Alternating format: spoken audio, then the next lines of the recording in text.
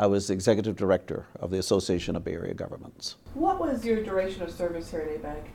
I was with the association for 7.5 years, and I was executive director for 6 of those years. What's the importance of regionalism in the Bay Area? Well, we think of our communities as local communities, and we think of the state, as a state community. The missing part for many areas is the region, because it's the next direct impact to local government. There's this big middle in there before you get to the state. And although the Bay Area is very diverse, it is quite diverse actually, and diverse I mean ethnically and racially, socially, economically, and most importantly, politically. Very diverse. But we have more in common than we have in our differences, and I think that the Bay Area has recognized that and has worked that to its advantage over the last 50 years since the association has been established. And regionalism is important because we can do more and better for ourselves, those things that impact us, that cross jurisdictional boundaries, that the state may or may not have any interest in, where the state may or may not be that influential, and where we get to shape what we want the region to look like. And I think we've been largely successful in doing that. Well, I think others will say that ABAG was established 50 years ago primarily to get the region to act together collaboratively and collectively around some common interests that impact all of us, particularly transportation, air quality, the environment generally, housing, and I think we have made good progress in those areas. The truth of the matter is, ABAG was also established to protect the regional interest from the state. And we have had mixed success in that regard. But that was one of the reasons. Looking back over the 50 years, what I see is 9 counties and 101 jurisdictions working together to improve this region and continue to make it a place that we're all very fond of and desirable of being in. ABAG has expanded its role over that 50-year period. We started out primarily as a planning and research association, and also an association dedicated to a lot of state matters that impact the Bay Area. Since that time, we've found several needs and we filled them. There was a big crisis about 25 years ago or so around insurance availability for a lot of our small jurisdictions, particularly small ones. And they were largely frozen out of the market. Either couldn't get insurance or the premiums were prohibitive. And ABAG established this insurance program, which we now have 31 members, and it is 22, 23 years old or so, and very successful. We started about 20 years ago issuing conduit bond financings for jurisdictions. So ABAG is very active in issuing bonds for hospitals, for clinics, for senior facilities, for low and moderate income housing, for private schools, colleges, universities, hospitals, if I didn't say that, because hospitals have been a big client of ABAG's. And that was a need that was apparent, and ABAG stepped up to the plate and took that on. We're very proud of Bay Trail. That was everything started 20-some years ago. That started 20-some years ago. And the thought was, and the idea was to develop 500 miles of trail around the Bay. And over 300 of those miles have been completed. That's a very popular and very successful program, one of which we're very proud of. We've done a lot of work around earthquake preparedness. Clearly, this area is very vulnerable to earthquakes. We keep saying that there's not a question of whether there will be a big earthquake. The question is when and how prepared will the region be. We're particularly vulnerable, as I said.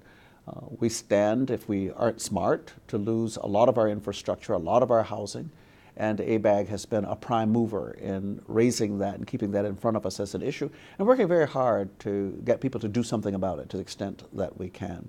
We have a very successful green business program, started out small, It is widely respected. Los Angeles has called on us many times to imitate our program down in Southern California. And some others that I'm no doubt forgetting, but as we talk, they'll come to my mind. The major success is that we're still here, and I think still doing very good things. Talk a little bit about the more recent past where ABAG and MTC have started to work more closely together to address big issues for the region. Well, we have a fascinating history, and again, others will talk about that if you interview Revan Tranter. He's the best historian on that one. ABAG is 10 years older than MTC, and the original thought was that these would be joined because you really can't very well separate land use planning from transportation.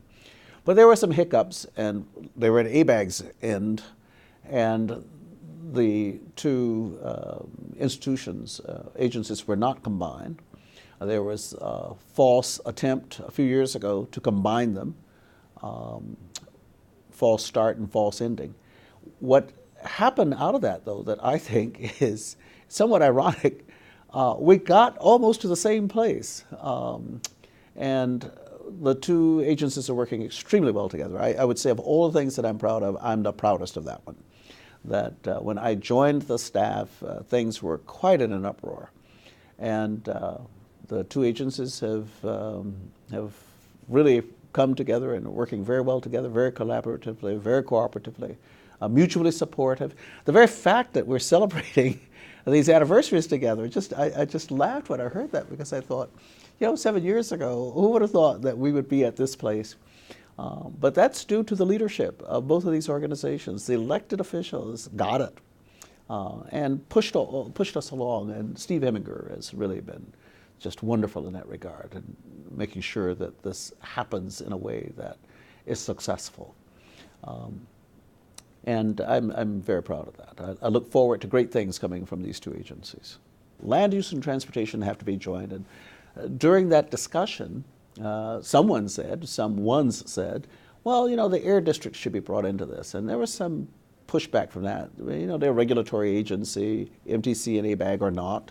But we'll bring them along. And so the air district joined us, and we've been working very well together through the Joint Policy Committee. And then someone said, well, BCDC is sitting out there. Well, we can have BCDC in this mix because, that's really a state agency, and, their focus is basically on the Bay, and we're not sure how all this would work. We have some brilliant people in the Bay Area raising these issues and forcing people to do things that they might not otherwise do. And the four agencies are working very well together, and they have common interests. What happens with respect to land use absolutely will affect what happens to the Bay. And what happens in transportation will have a lot to do with what happens with land use. And what happens with all of that will absolutely impact the air that we breathe. So we have the four agencies together, working together and pulling in the same direction and around common interests. How do you see the future of regionalism as it pertains to the improvement of quality of life for the individual? Well, unless you think that the state is going to do all of this, and clearly the state is not going to do it, and the federal government is not going to do it, cannot do it, does not have that as its primary interest and focus, it really is up to the regions. And the regions can be one big county. I mean, Los Angeles is so big that LA County could be a region. It is a region, but that region is even bigger than that. Here for us, we don't have a county that really could constitute a region. This is a very compact area, and it is imperative that these counties and the cities in the counties come together and work around these regional issues. Air quality is a perfect example, but so is transportation. If the air is poor in Alameda, it is going to affect Contra Costa. And if the air is very poor in Santa Clara, it's going to affect San Mateo, and it's going to affect the entire Bay Area. Same with transportation. There's been a lot of focus on goods movement. What happens with the port, trucks coming in and out? It doesn't just impact Oakland. One, we use the roadways from here all over the 9 Bay Area counties.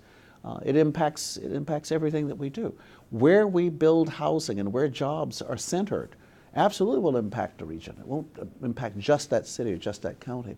And there's recognition of that. BART, AC Transit, Muni All of our transportation networks are more than local. They are very much regional. And we're slowly but surely pulling those together so that they work more in a unified way. Think of what the place would look like if we didn't have MTC.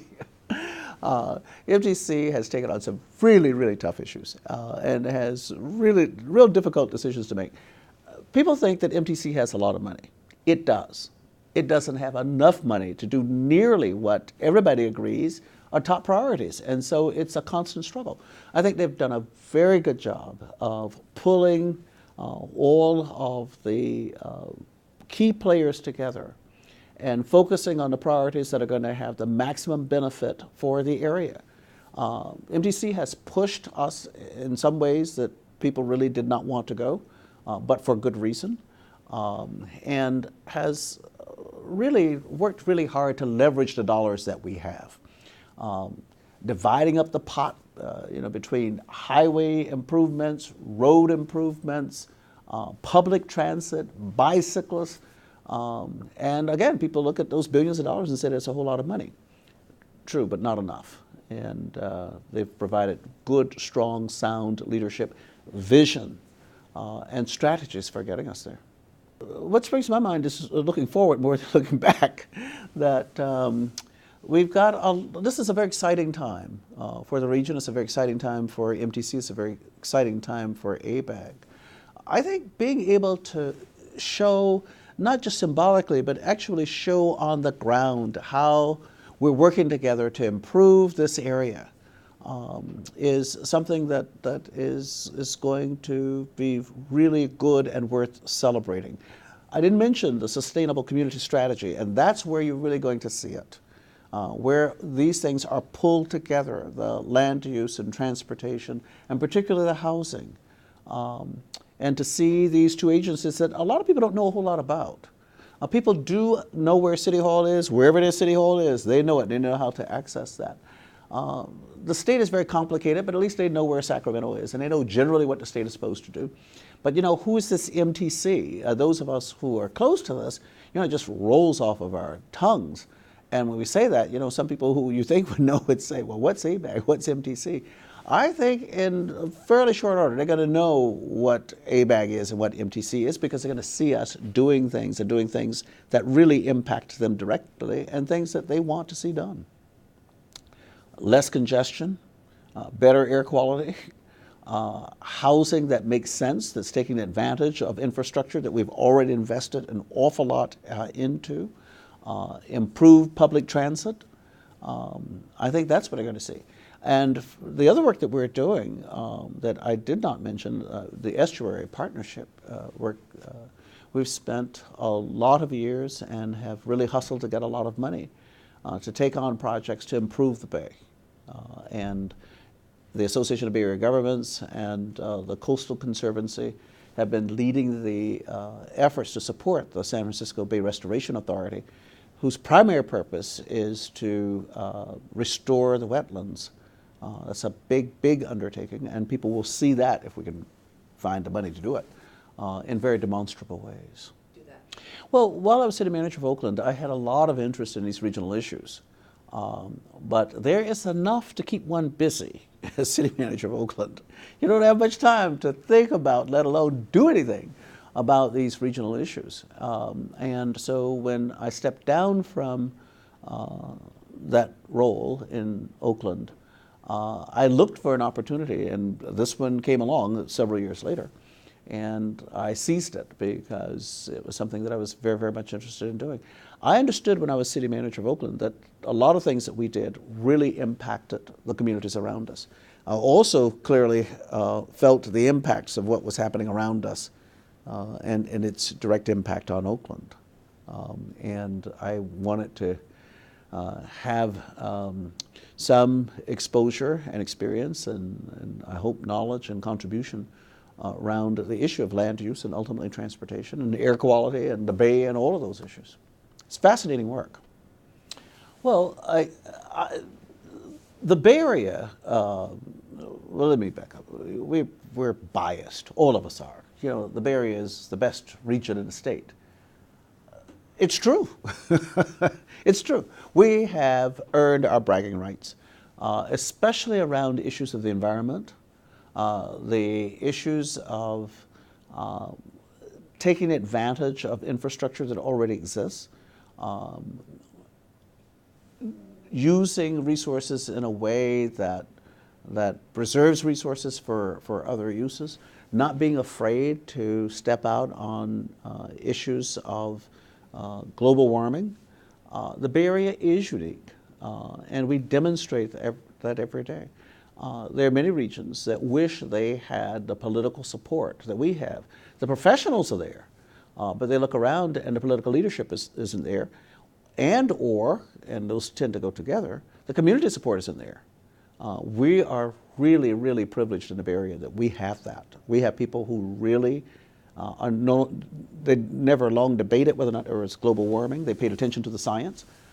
They grasp that we have something, not everything, but we have something to do with global warming, that there is something we can do about it, one on a small scale, and hope that others will imitate us and that the nation will catch on and the world will catch on, and we can make those kinds of improvements and see that kind of progress. This is a great place. I think that when we can demonstrate, particularly from our sustainable community strategy, that these things do work. They have a very small measure, but it is regionally have a very small measure. But then when you elevate that to the state level, and then, we like to say what happens in California eventually catches on, which was really important about AB 32, that I think that the rest of the country will catch on. Now, in terms of the rest of the world catching on, quite frankly, there are some countries that are ahead of the United States on this subject. There are several that are ahead of the United States. So we have some catching up to do in that regard. But I think that what we can demonstrate to other parts of the country, even for those that really don't embrace global warming and the fact that it's a real threat and we can do something about it, there are other aspects of what we're doing, working together and collaboratively, that there are clear benefits from. I don't know who would argue against reducing traffic congestion, or who would argue against making sure that we do what we reasonably can to clean up the air, or who would argue against our ability to develop housing that is affordable, that's clean, that's safe, compact communities where it makes sense to do that. Others will see the benefit of doing that, I think, and others are doing it. I don't want to pretend that we're the only region that's doing that, but we're ahead of most of the others.